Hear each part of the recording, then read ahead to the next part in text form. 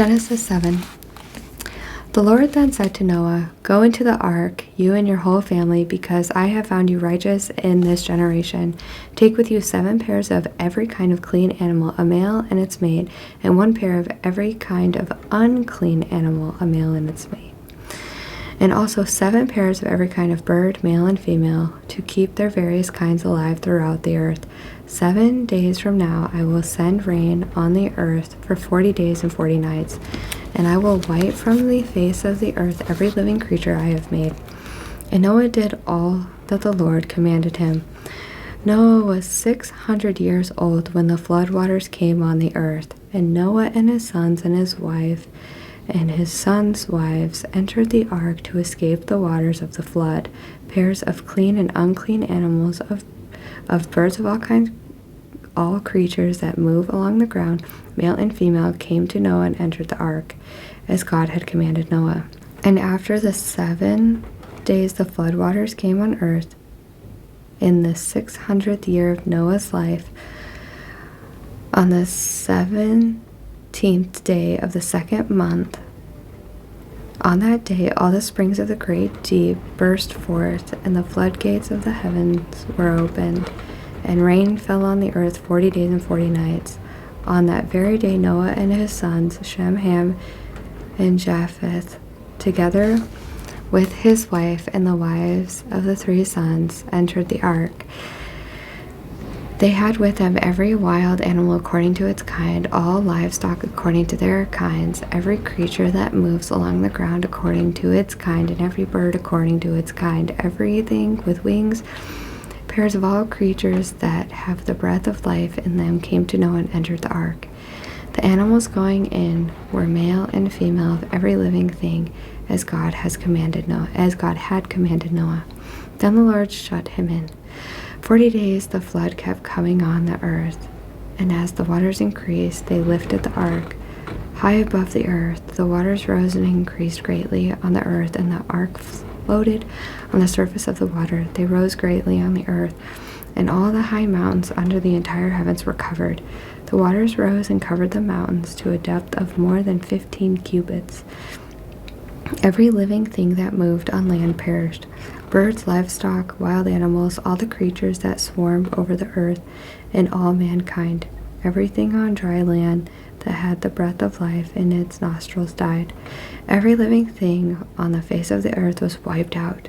People and animals and the creatures that move along the ground and the birds were wiped from the earth. Only Noah was left and those with him in the ark.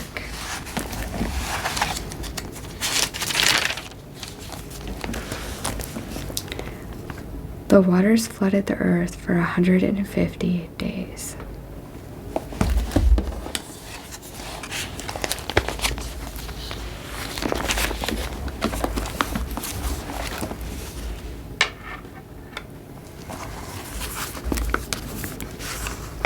Matthew 7. Judging others. Do not judge, or you too will be judged. For in the same way you judge others, you will be judged. And with the measure you use, it will be measured to you. Why do you look at the specks of sawdust in your brother's eye and pay no attention to the plank in your own eye? How can you say to your brother, "Let me take the speck out of your eye," when all the time there is a plank in your own eye? You hypocrite! First take the plank out of your own eye, and then you will see clearly to remove the speck from your brother's eye. Do not give dogs what is sacred. Do not throw your pearls to pigs. If you do, they may trample them under their feet and turn and tear you to pieces. Ask, seek, knock. Ask and it will be given to you. Seek and you will find. Knock and the door will be open to you. For everyone who asks receives, and one who seeks finds, and to the one who knocks the door will be opened.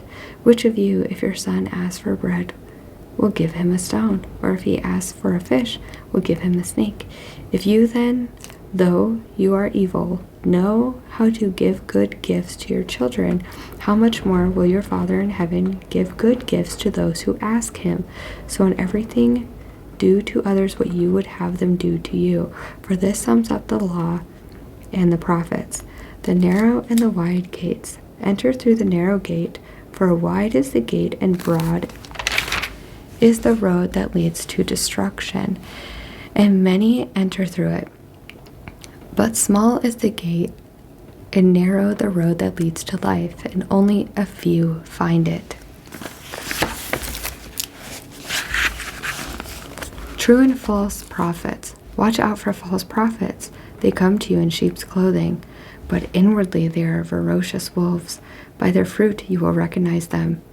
Do people pick grapes from thorn bushes or figs from thistles? Likewise, every good tree bears good fruit, but a bad tree bears bad fruit. A good tree cannot bear bad fruit, and a bad tree cannot bear good fruit. Every tree that does not bear good fruit is cut down and thrown into the fire. Thus, by their fruit, you will recognize them. True and false disciples. Not everyone who says to me, Lord, Lord, will enter the kingdom of heaven, but only the ones who does the will of my Father who is in heaven. Many will say to me on that day, Lord, Lord, did we not prophesy in your name, and in your name drive out demons, and in your name perform many miracles? Then I will tell them plainly, I never knew you. Away from me, you evildoers. The wise and foolish builders. Therefore, everyone who hears these words of mine and puts them into practice is like a wise man who built his house on the rock. The rain came down, the streams rose, and the winds blew and beat against the house. Yet it did not fall because it had its foundation on the rock. But everyone who hears these words of mine and does not put them into practice is like a foolish man who built his house on sand. The rain came down, the streams rose, and the winds blew and beat against that house, and it fell with a great crash.